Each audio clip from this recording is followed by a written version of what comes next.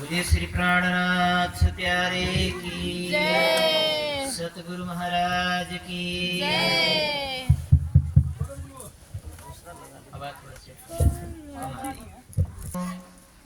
धनिये न छुड़ायो खिन लाकत लाल एड़िया, मेरे जीव के यही जीवन, इन पाँव तले पड़ी रहूं, धनी नजर खोलो बातुन, पलन वालु निरखूं नेत्रे, मेरे जीव के यही जीवन, मेरे जीव के यही जीवन। बोलिए श्री प्राणनाथ प्यारे की, सतगुरु महाराज की। सभी सुंदर साथ ऐसा संकल्प लेके तो नहीं आए कि हम वहां जाकर के जय नहीं बोलेंगे। संख्या इतनी है और जय मुझे ही नहीं सुनाई दे रही। ऐसा डर डर के क्यों बोलते? उत्साह के साथ, ठीक है।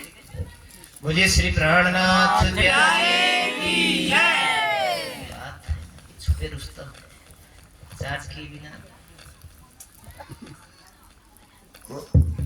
प्राणाधार सुंदर साथ जी, अत्यंत हर्ष का विषय है कि हम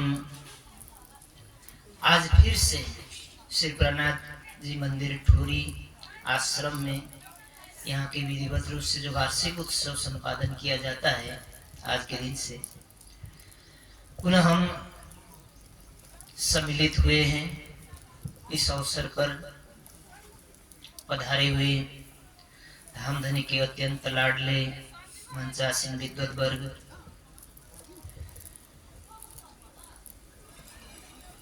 आत्मीय सुंदर साथ जी, सद्धर्म प्रेमी सज्जन वृंद, जितने भी उपस्थित हैं, इस ज्ञान गंगा में सबका हार्दिक स्वागत।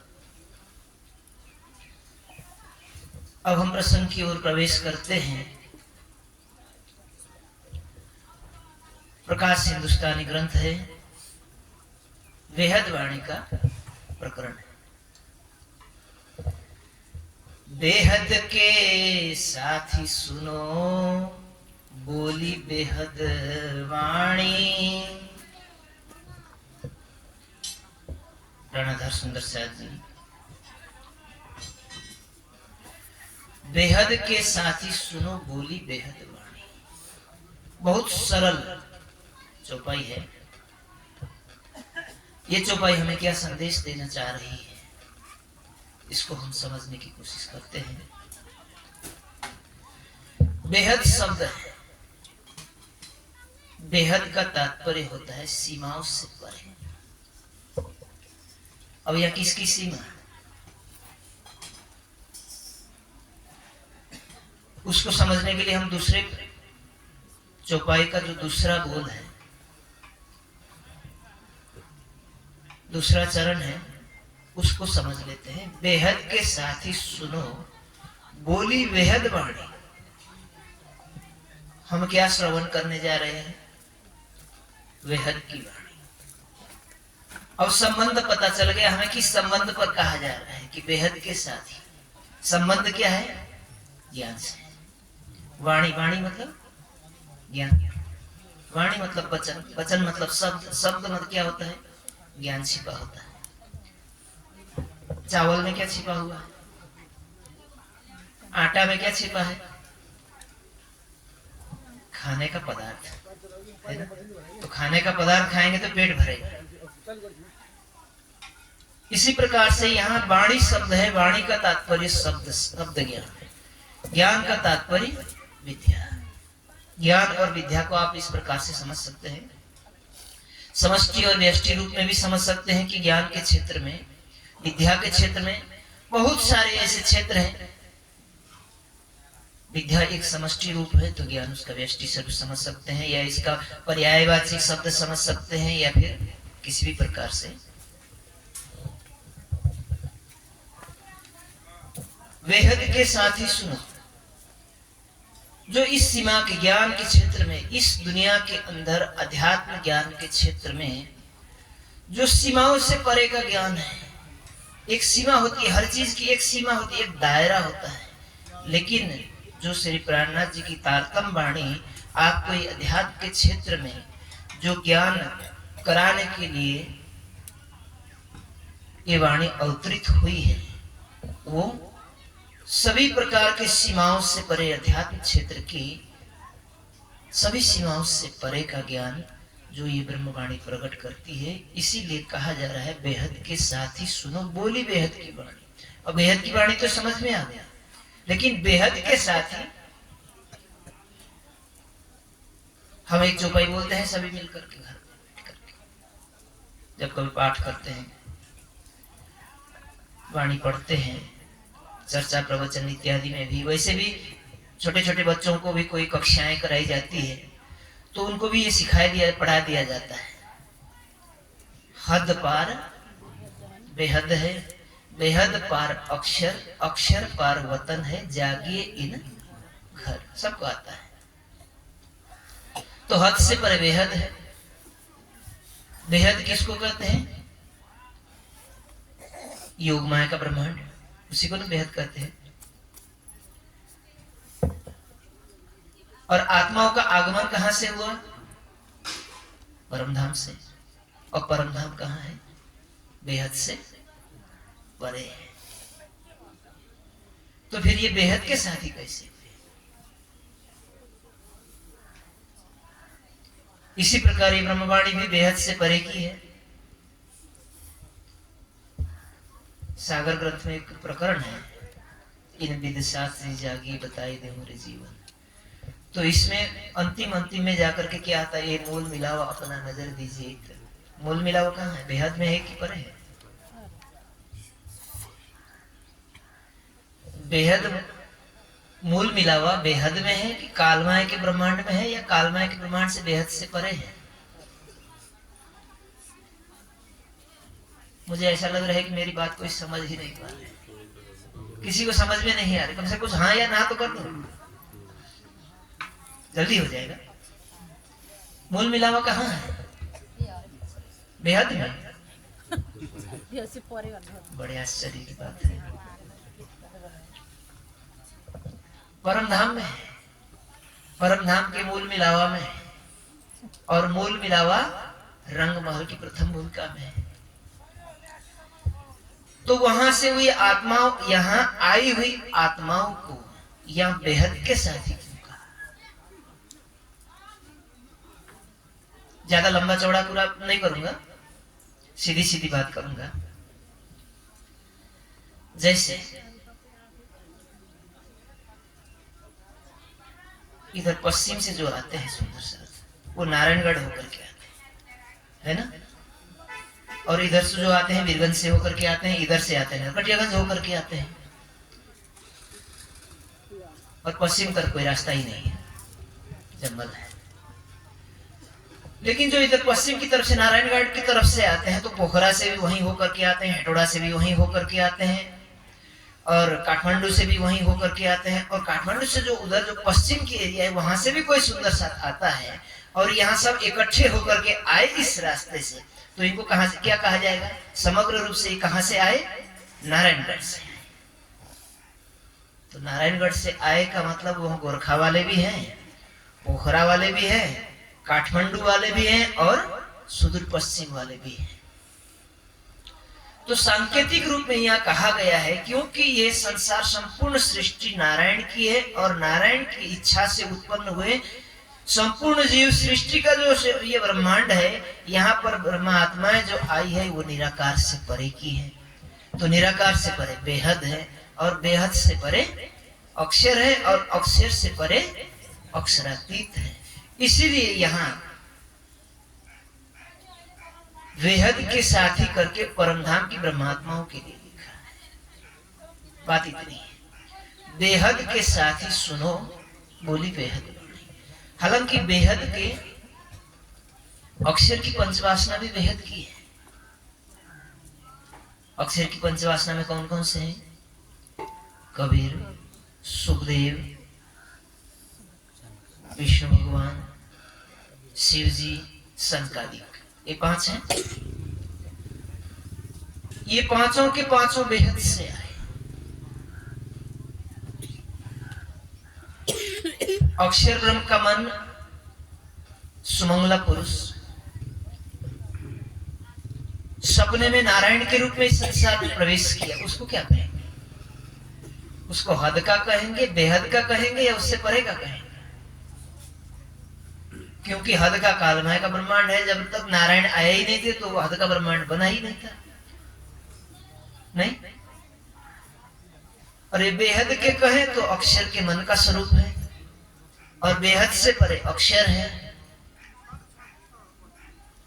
और अक्षर कौन है? स्वरूप एक है, लीला दो है। एक ही स्वरूप है। भगवान जी खेलत बाल चरित्र, आप अपनी इच्छा सो प्रकृति। तो कई लोग बोल देते हैं कि भगवान अक्षर, भगवान जो है वो बाल स्वरूप, क्योंकि वो बाल चरित्र करते हैं। नहीं, बाल स्वरूप नहीं है, स्वरूप एक है, लीला दो है। स्वरूप एक ही है, उनका भी किशोर स्वरूप है, उनका भी किशोर स्वरूप, परंतु एक प्रेम की लीला करता है, एक सत्ता की लीला। इसलिए स्वरूप एक है, लीला दो है। तो सत्ता की लीला में जैसे छोटे छोटे बाल बच्चे होते हैं, कुछ बनाते हैं, बिगाड़ते हैं, खेलते हैं, निर्माण करते हैं कि चलो ये अच्छा नहीं लगा, दूसरा बना लेते हैं। इसी प्रकार से सृष्टि को उत्पन्न करने का कार्य करते हैं। इसीलिए अक्षर ब्रह्म की सुरता को न हद में लिया है, न बेहद में लिया है, न अक्षर में लिया है, और न अक्षरातीत में लिया है। उनको सृष्टिकर्ता पुरुष के रूप में लिया है। इसलिए बेहद के पंच वासनाओं में ये केवल 5 ही स्वरूप आते हैं, जिनका मैंने नाम लिया। तो इतनी तो बात हमें समझ में आई कि हमें बेहद के साथ ही क्यों कहा गया है, और बेहद का साथी यहाँ किसको कहा गया? परम धाम की आत्माओं को यहाँ महामती जी ने संबोधन किया है। एक और चौपाई है गुजराती में, न कहवाए माया माहे आगाणी, पण साथ माटे कहवाणी। अब समझ में आई बात? ये वाणी किसके लिए कही गई है? परम धाम की आत्माओं के लिए। तो यहाँ कह रहे बेहद के साथी, तो जिनके लिए कहा गया है, इस चौपाई ने सिद्ध किया कि न कहवाए माया माहे आवाणी, पण साथ माटे के वाणी। वो साथ कौन है? उन साथ के लिए हम बेहद के साथ लिखा है। तो हम बेहद समझते हैं खूब अच्छी तरीके से। जहां तक 5 तत्व, 3 गुण, 14 लोक, जहां महाशून्य निराकार मंडल से जो कुछ भी पैदा हुआ वो सब क्या है? हद। और उससे परे जाएंगे जहां से शून्य मंडल निराकार, जिसका कुछ निरूपण ही कोई नहीं कर पाया कि वो कैसा है, किस कलर का है, न शब्द है, न रूप है, न रस है, न गंध है, न कोई धातु है, न कोई लोक परलोक है, न अंधेरा है, न उजाला है, न अच्छा है, न बुरा है, न काला है, न गोरा है, न कुछ भी नहीं। जितने भी प्रकृति के अंदर जितने भी पदार्थ हैं, उनके लिए जितनी भी उपाधियां संज्ञा दी जाती हैं, उन सबसे परे है और उन सब का मूल है, और वो किसी गुण कर्म स्वभाव से अलग है। सूक्ष्म, अति सूक्ष्म है, जिसके बारे में मानव की बुद्धि तो क्या, देवी देवताओं की तो क्या, नारायण की बुद्धि, इस सृष्टि के अंदर जो भी पैदा हुए और जो भी शब्दों को प्रकट कर सकते हैं, उनके जुबान में ऐसा कोई शब्द चढ़ा ही नहीं जिसके लिए निराकार मंडल के लिए संबोधन किया जा सके। इसीलिए उसको क्या कहा? शून्य, कुछ भी नहीं, और है सब कुछ, सबका मूल है, सबकी जननी है, सबका जनक है। तो ये तो हुआ कालमय का ब्रह्मांड, और इससे परे जाएंगे तो आएगा बेहद। बेहद में अक्षर ब्रह्म के अंतस्करण है, मानचित बुद्धि और अहंकार, अव्याकृत सबलिक केवल और सत्य। इससे परे है 25 पक्ष परमधाम, और उस 25 पक्ष परमधाम में जिनका मूल तन है, विद्यमान है, आत्माओं का। मैंने अक्षर की पंचवासनाओं की बात की, तो उनका मूल तन कहां पर विद्यमान है? आता सब कुछ है, कुछ ना कुछ तो बोलता नहीं हुआ तो क्या हुआ, कोई फांसी थोड़ी लगाएगा। तो ऐसे ज्ञानी लोग बैठे, अब बोलते नहीं, बोलिए बराबर। तो इनका मूल अक्षर के अंदर है। इससे प्रेरणा मिलती है लोगों को, अरे भाई बराबर में बैठने वाले उनको आता है तो हमें क्यों नहीं आता?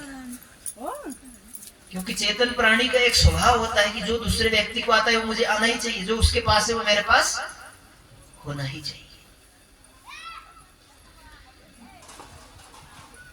तो इनका मूल अक्षर के अंदर है, जो अक्षर की पंचवासनाएं हैं। इससे परे जो अक्षर का मन है, सुमंगला पुरुष है, उनका सपने में नारायण है। और उसके अतिरिक्त जो ब्रह्मात्माएं इस संसार के अंदर आई हुई है, उनका मूल कहां है? ये मूल मिलावा अपना, नजर दीजिए इत पलक न पीछे फेरिए, ज्यों इश्क अंग उपजत। ये परमधाम की आत्माएं हैं। तो अब यहाँ 3 प्रकार की बातें हुई, 3 सृष्टि दिखाई देने लगी। नारायण ने संकल्प किया तो जीव सृष्टि उत्पन्न हुए, अक्षर से उत्पन्न हुए, योगमाया के ब्रह्मांड से जो आया उसको अक्षर की पंचवासना कहा। और जो अक्षरातीत के धाम से जहां मूल मिला हुआ है, जहां हमारी परात्म विद्यमान है, उस परात्म की चेतना शक्ति यहां पर सपने के जगत में प्रवेश कर गई है। और वो चेतना शक्ति भी मूलत नहीं, मूल रूप से नहीं, किस रूप में? सुरता रूप में। किस रूप में? एक बार सब लोग बोल दीजिए, किस रूप में है? सुरता रूप में। सुरता और आवेश में कितना अंतर है? सुरता परमात्मा के रूप में आया, जाए आवेश के रूप में है, सीधी बात। जो सुरता के रूप में आया वो फरामोशी की अवस्था में, और जो फरामोशी से परे है वो आवेश रूप में आया, इतना सा अंतर है। तो हमारी जो मूल है वो परात्म है, वहां से आई हुई आत्माओं के लिए। अब इस संसार में आने के बाद जो हमारा मूल था, वो यहां आकर के हम उस मूल को गए भूल, और हमने पकड़ लिया इस प्रपंच से भरे हुए मानव तन को। ठीक, अब ये मानव तन कैसा था? न तो परात्म का जैसा था, न अक्षर की पंचवासनाओं का जैसा था, न स्वर्ग का जैसा था, न वैकुंठ का जैसा था। ये कैसा मिला? नश्वर और पंच भौतिक, जो प्रत्यक्ष रूप से दिखाई देता है, प्रमाणित रूप से कहते हैं कि मैं है कि नहीं है। इसी को कहते हैं माया, इसी को कहते हैं भ्रम, इसी को कहते हैं छल। देखो, जो हमारा मूल था वो परात्म का स्वरूप था, और उसका मूल संबंध अक्षरातीत परब्रह्म के साथ था। और हम कभी परमधाम के अंदर 25 पक्ष के अंदर विविध प्रकार के प्रेम आनंद की लीलाएं किया करते थे, और वो यहाँ आकर के अपना रूप रंग बदल करके इन विविधताओं को प्राप्त होने के बाद अपने मूल को भूल गए, और अपना अस्तित्व भूल गए, अपने स्वरूप को भूल गए। और हमने जिस स्वरूप को पकड़ लिया है उसी को ही हमने क्या माना? यही तो मैं हूं, यही तो हम है, और यही तो मेरा है, यही तो हमारा है। तो ये भ्रम हुआ, ये छल हुआ, और इस छल ने पकड़ लिया, बहुत जबरदस्त तरीके से पकड़ लिया। और इसकी छल की रीति कुछ और है, यहाँ के रीति रिवाज। ये तो बाजी छल की तो उल्टी रीत, इसमें सीधा दौड़ के कोई न निकसिया जीत। जो भाई आती ना, ये बाजी छल की, ये बाजी मतलब खेल कैसा है? छल का है। जैसा दिखाई देता है अंदर से ऐसा नहीं है। यानी हम जैसे दिखाई दे रहे हैं वास्तव में ये हम है नहीं। परंतु इस परंपरा को सबने अपना लिया कि हाँ यही तो सही है, यही मैं हूं, यही मेरा है, यही हमारा है, इसी के अंदर सुख है, इसी के अंदर दुख है। इसी सुख को हमने अपना सुख समझा, इसी दुख को हमने दुख समझा। और हम इस प्रकार से एकत्रित होते हैं। केवल हम ही नहीं, पूरे जगत के लोग, कहीं भी कोई धार्मिक सभाएं लगती है वहां जाते हैं, कुछ फूल लेकर जाते हैं, कुछ मालाएं लेकर के जाते हैं, कुछ प्रसाद इत्यादि लेके जाते हैं, कुछ दान दक्षिणा इत्यादि लेकर के जाते हैं, कुछ अज्ञानता लेकर के जाते हैं, कुछ लोग ज्ञान लेकर के जाते हैं, कुछ लोग अभिमान लेके जाते हैं, कुछ लोग अभिमान छोड़ने के लिए जाते हैं। सब प्रकार की विविधता से, और सब वहां जाकर के हाथ जोड़ करके याचना करते हैं, कहते हैं कि हे परमात्मा, संसार क्या है, बहुत दुखदाई है, बहुत भयानक है, बहुत बड़ा कष्टकारी है। कृपा करो, हम इस दुख से हमें मुक्ति दे दो, हमें छुटकारा दे दो, अब हमें कुछ सुख मिल जाए। एक आग ज्यों छोटी बुझाई, त्यों दूजी मोटी लगाई। इस चौपाई को पढ़ करके ना लोग कहते हैं कि ये तो चिंतामणि के लिए कहा है। तुमने घर बार संसार को छोड़ा और सन्यास बन करके तुम वहां चले गए, एक छोटी आग बुझा ली, संसार की आग बुझा ली, और तुम जाकर के बड़े गादी पर बैठ गए, गादीपति बन गए, ज्ञानी बन गए, तुमने अभिमान लिया। उनको उनके ही स्तर पर ठीक है, परंतु जो सामान्य जन है परमात्मा के पास जाकर के ये जो भावना ले रहे हैं कि इस दुख से हमें मुक्त दे दो और हमें सुख दे दो, और जो तुम्हें यहाँ सुख दिखाई दे रहा है, जिस सुख को तुमने मांगा है उस सुख को प्राप्त करके तुम सच में सुखी होगे।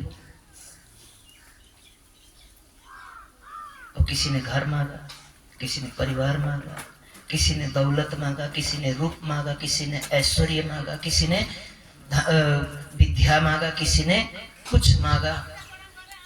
ये सब कुछ प्राप्त करने के बाद में क्या हम जीत गए? ब्रह्मवाणी तो कुछ और कहती है, ये नहीं कहती।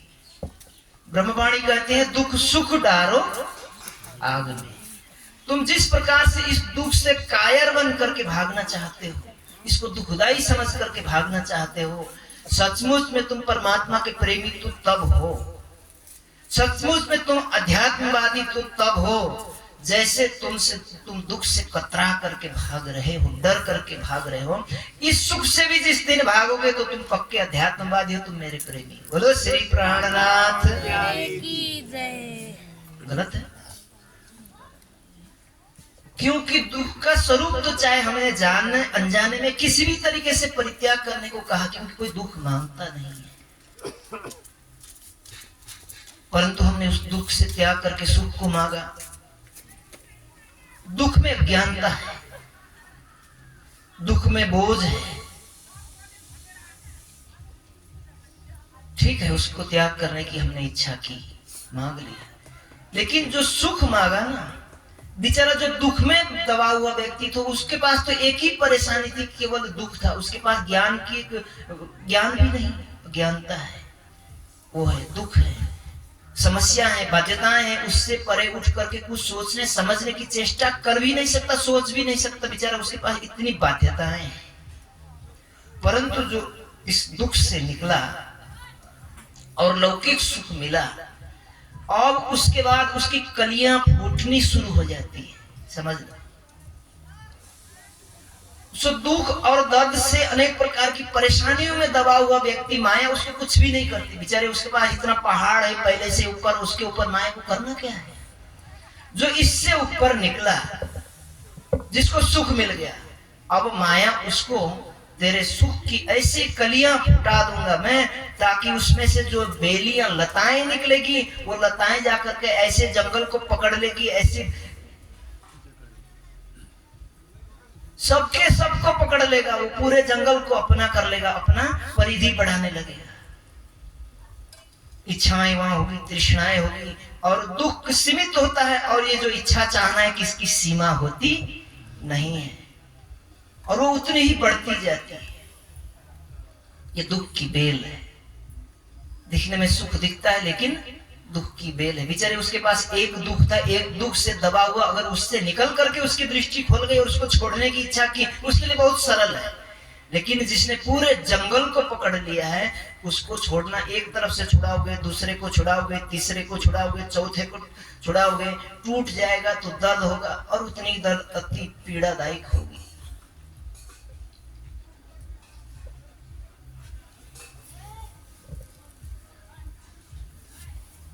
तो ये सुख के अंदर चाहनाएं असीमित होती है, उसकी कोई सीमा नहीं होती। मनुष्य के पास दो चीज है, एक दुख है और एक सुख है। दुख थोड़ा है, कम है। जिसको दुख मिला हुआ है ना, वो सोचता है कि हमें इस दुख से मुक्त मिल जाए तो हम सुखी हो जाएंगे। जो सुखी व्यक्ति है उसका जितना दुख है, भाई उसको जो सुखी है, उसको यदि वही सुखी मानता है तो कोई बात नहीं, उसका अज्ञानता है। थोड़े दिन मानता है, उसके बाद में चाहे मान चाहे न मान, तू मेरे धरती का ही मेहमान, मेरी गोद में समा जाएगा, उससे दूर कहीं जाने वाला नहीं है कि नहीं है? उसी धरती के अंदर समा जाएगा, तू यहां से दूर कहीं नहीं जाएगा। यदि तू जाने की चेष्टा करेगा, तेरी उंगलियां टूटेगी, तेरी तनियां टूट जाएगी, तेरी नसें टूट जाएगी, और तेरे अपने रिलेटिव और तेरी मन की इच्छा आकांक्षाएं जाकर के बैठी हुई थी वो टूट जाएगी, तो बड़ा दर्द होगा, बड़ा कष्ट होगा। इसीलिए ज्ञानी जनों ने क्या किया, संसार की एक बाध्यता है और एक कामना है। बाध्यताओं से निकलने के लिए चेष्टा करता है, ज्ञान के प्रकाश में आता है, और जिसके अंदर कामना है वो कामनाओं की कोई सीमा नहीं, वो उसी प्रकार से वृद्धि होती, जैसे अग्नि में घी डालने पर अग्नि वृद्धि होती जाती है। ऐसी संसार की कामनाएं पूर्णता आने के बाद, मिलने के बाद, आपको संपन्नता मिलने के बाद उतनी ही अधिक माया आपको तंग करेगी। तो दो प्रकार के लोग हैं, एक उससे सुख से भी भागना चाहता है और दुख से भी भागना चाहता है। तो सुख और दुख दोनों चीज से जो भागना चाहता है बहुत समझदार होता है। वो अपनी इच्छा आकांक्षाओं की वो कलियां निकलने से पहले ही उसको तोड़ देगा, और तोड़ने के बाद, और कुछ ऐसे लोग होते हैं, एक तो होती बाध्यता और एक चाहना होती है। इन दोनों के अंदर संसार जीता है। बाध्यता क्या है? भूखे पेट नहीं रह सकते, भूखे पेट भजन न होए, है ना? घास खाने के लिए 2 रोटी और रहने के लिए एक झोपड़ी चाहिए। संसार का कौन सा व्यक्ति है ऐसे, भाई किराए का भी होगा तो मकान तो होगा ना उसका। योगी लोग ही होते हैं जो कोई गुफाओं में रहते हैं। इस दुनिया के अंदर एक ही व्यक्ति मुझे सुनने में आया है कि जो वृक्ष के नीचे पैदा हुआ, वृक्ष के नीचे ही उसने अपना शरीर छोड़ा, बुद्ध, है ना? वृक्ष के नीचे ही पैदा हुए और वृक्ष के नीचे ही उनका महापरिणाम हुआ।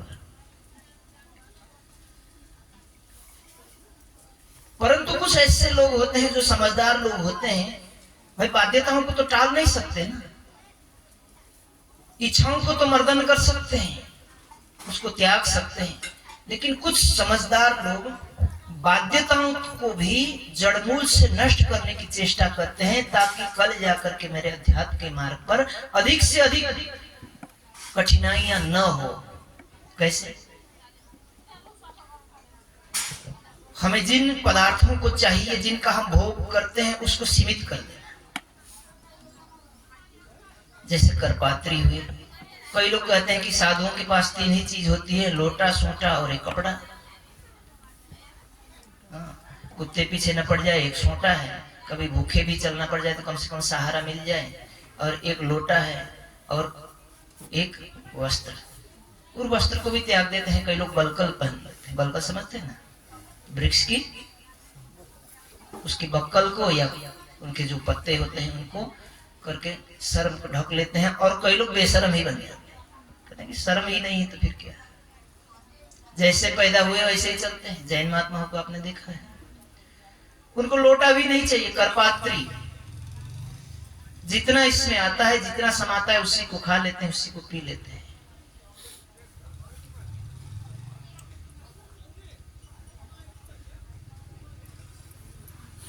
और निवास के लिए उनका कोई निवास नहीं, चलते हैं सवेरे से, जैसे ही सवेरे हुआ एक जगह नहीं टिकते,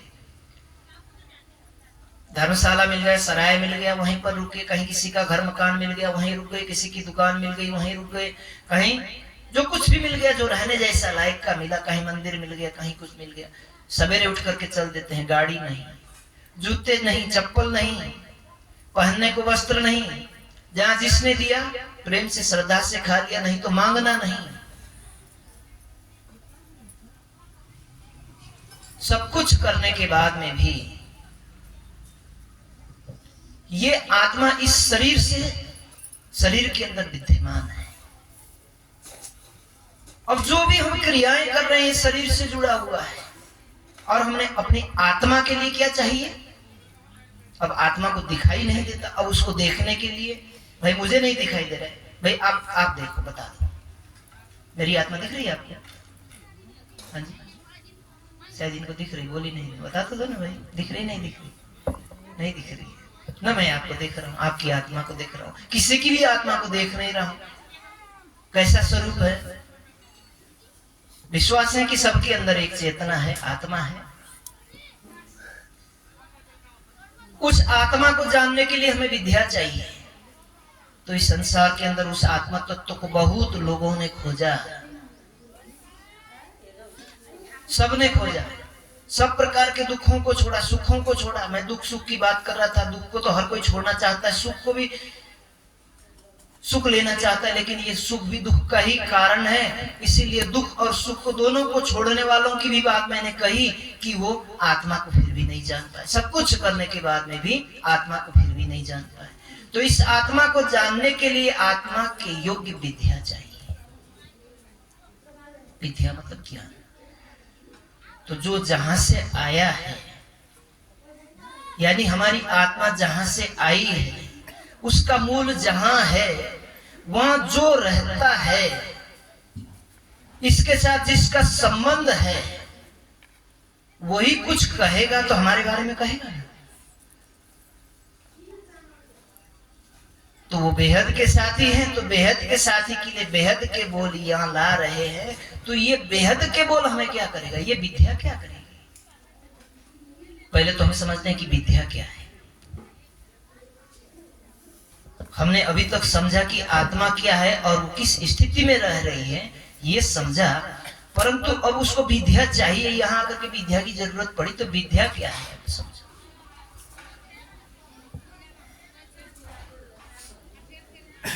सोने की चेष्टा नहीं करना कोई भी।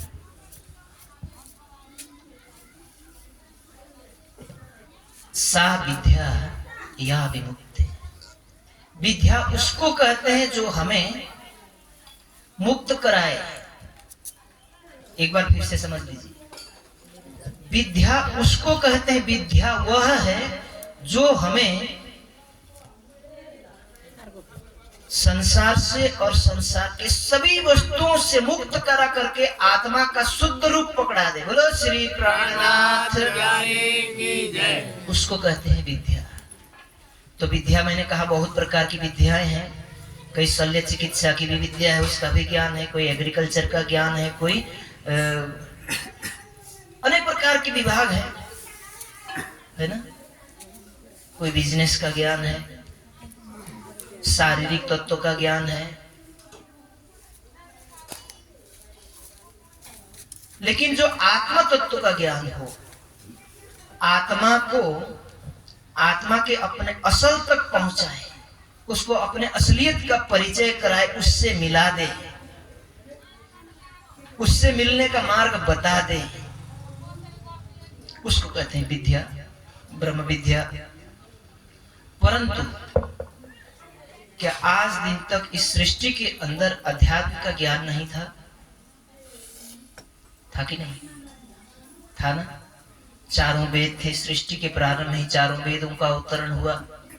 चारों वेदों को पढ़ने के बाद में ऋषियों ने दर्शन ग्रंथों की रचना की, और दर्शन ग्रंथों में केवल वेद को पढ़ करके उसका एक एक विभाग का वर्णन किया। उसके बाद में उपनिषद बने, व्यास जी आए, उन्होंने पुराणों की रचना की, साधु संत आए, उन्होंने अपनी वाणी कही और अपने पूरे जीवन का अनुभव लिखा। तो उसमें क्या लिखा?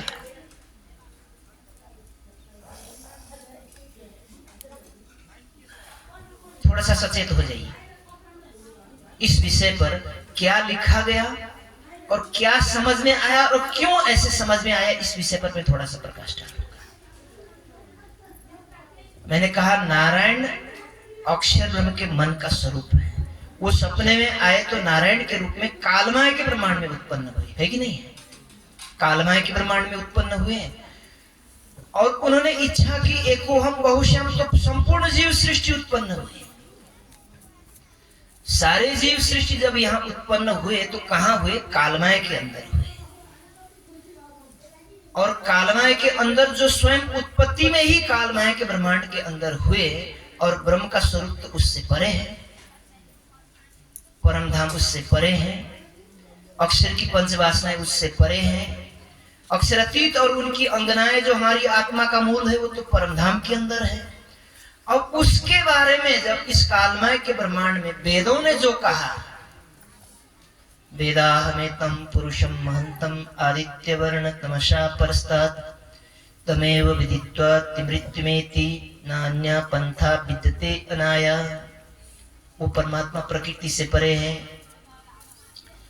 वो सर्वोपरि है, सर्वश्रेष्ठ है, सब सृष्टि की जहां से उत्पत्ति होती है वो उससे भी परे है। वो सूर्य के समान प्रकाशमान है, अपने प्रकाश से, अपने तेज से संपूर्ण ब्रह्मपुरी को प्रकाशित करता है। और वो इस कालमय के ब्रह्मांड के प्राणियों ने पढ़ना शुरू किया, जो नारायण की चेतना से, उनके संकल्प से पैदा हुए, प्रकट हुए, उन्होंने पढ़ना शुरू किया। तो उनको क्या समझ में आया? कहकर सबसे पहले नारायण उत्पन्न हुए, यहाँ यही समझ में आएगी ना उनको। और उन्होंने जैसे संकल्प किया बहुत सारे जीव उत्पन्न हुए, और नारायण के वो स्वयं पूर्ण ब्रह्म परमात्मा है, उनके अंदर इतना तेज है और उन्हीं से संपूर्ण सृष्टि की उत्पत्ति हुई है। उनको ये समझ में आया। परंतु जब परमधाम की ब्रह्मात्मा इस संसार में आई और परब्रह्म अक्षरातीत ने उनको बेहद का ज्ञान ला करके कहा, इसीलिए कहा न कहवाए माया माया वाणी, माया के अंदर जो वाणी मैंने पहले कही उनके लिए पर्याप्त था। वो जानते हैं कि नारायण से हम उत्पन्न हुए, 14 लोक का ब्रह्मांड है, स्वर्ग वैकुंठ यहाँ के लिए सर्वोपरि है, और अच्छा कर्म करो, कर्म का फल भोगो, पुनरअपि जननम पुनरअपि मरणम, यही सृष्टि का नियम है। क्या बुरा था? इससे अतिरिक्त तो कुछ और इसकी हकीकत और कुछ है नहीं है। परंतु जब परमधाम की आत्माओं का आगमन हुआ, उनके लिए ये बात कह दिया जाए, बचेगी नहीं? बचेगी। क्यों नहीं बचेगी? ये परमधाम की आत्माओं को महामती जी के अंदर विराजमान होकर के धाम धनी ने ये कान फूंका है, क्या? ये मूल मिलावा अपना नजर दीजिए, मूल स्वरूप जो अपनो जाको कहिए परातम, अपना धनी श्री श्यामा श्याम। तो ये चीज नहीं थी। इस चीज के अभाव में महामती जी के हृदय में विराजमान होकर के महामती जी ने ये वाणी लेकर के आई, ये बात उन्होंने यहाँ कहा। इसीलिए कहती है न कहवाए माया माया वाणी, पण साथ माटे कहवाणी। और साथ के लिए क्या कह रहे हैं? बेहद के साथ ही सुनो बोली बेहद वाणी। अब बेहद के साथ ही और बेहद की वाणी समझ में आई ना? हाँ, ज्ञान के बारे में मुझे बहुत कुछ कहना था।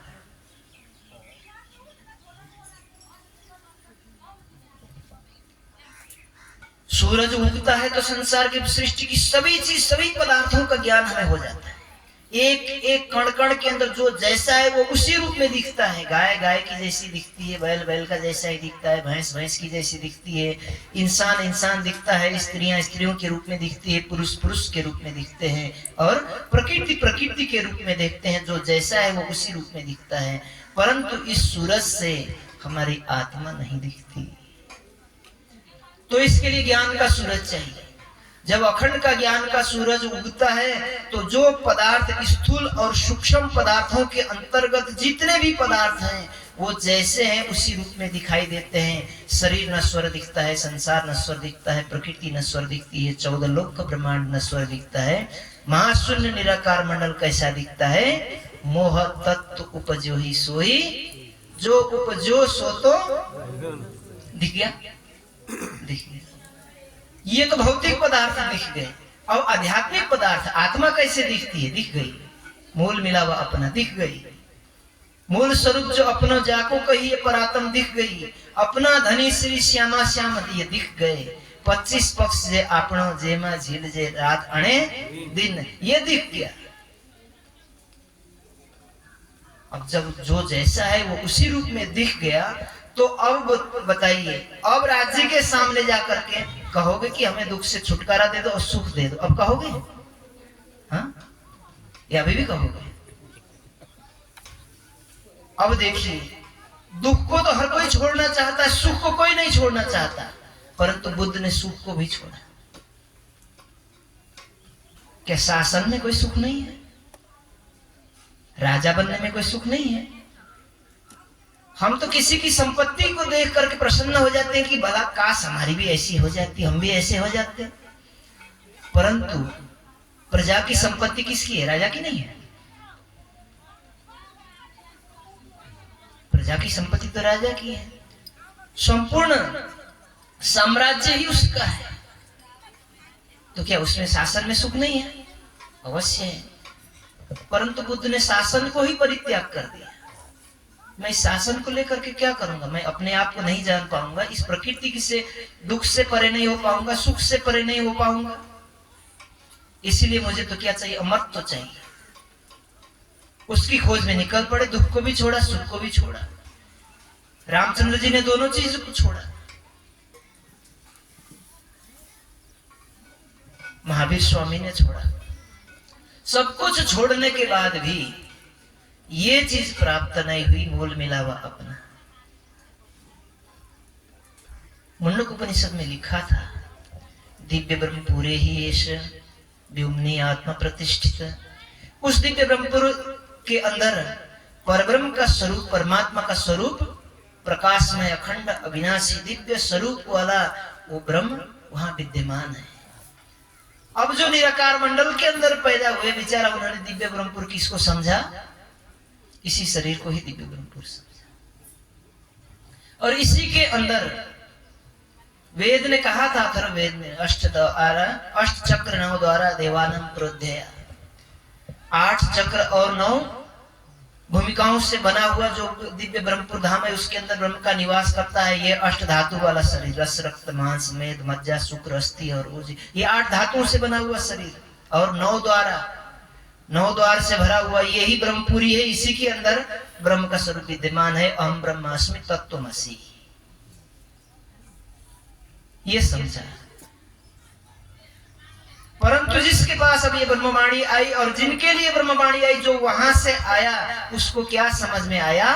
हद पार बेहद है, बेहद पार अक्षर, अक्षर पार वतन है, जागिए इन घर। उनको ये समझ में आया। इसीलिए ब्रह्मवाणी का प्रकाश इस संसार के अंदर आया। अब हर पदार्थ को, हर तत्व को एज इट इज जैसा का तैसा दिखा दिया।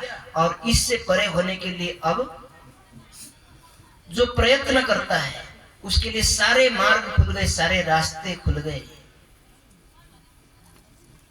परंतु आगे कह रहे हैं, बड़े बड़े हो गए पर काहू न जानी। बहुत बड़े बड़े लोग हो गए इस संसार के अंदर।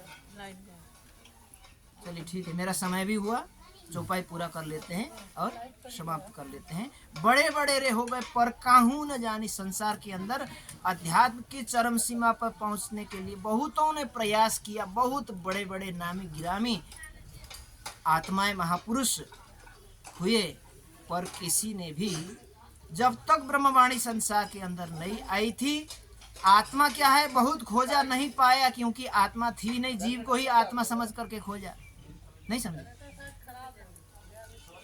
जीव को ही आत्मा समझ करके खोज करते रहे और जीव को ही आत्मा बोलते रहे। परंतु जब आत्मा आई और आत्मा का ज्ञान आया, तो आत्मा को आत्मा भी मिला, परात्म भी मिली और परमात्मा भी मिला और ब्रह्मपुरी भी मिली। तो संसार के महापुरुषों में और तुम्हारे अंदर यही अंतर है। यही विवेचना करते हुए ये चौपाई अभी हम यहाँ पर समापन करते हैं। सब मिल करके इस प्रसंग को पूरा करते हैं। चौपाई दोहराइए। बेहद के साथी सुनो, बेहद के साथी सुनो, बोली बेहद वाणी, बोली बेहद वाणी, बड़े बड़े रे हो गए, बड़े बड़े हो गए, पर काहू न जानी, पर काहू न जानी। बोलिए श्री प्राणनाथ प्यारे प्यारे की जय, धाम के धनी की जय।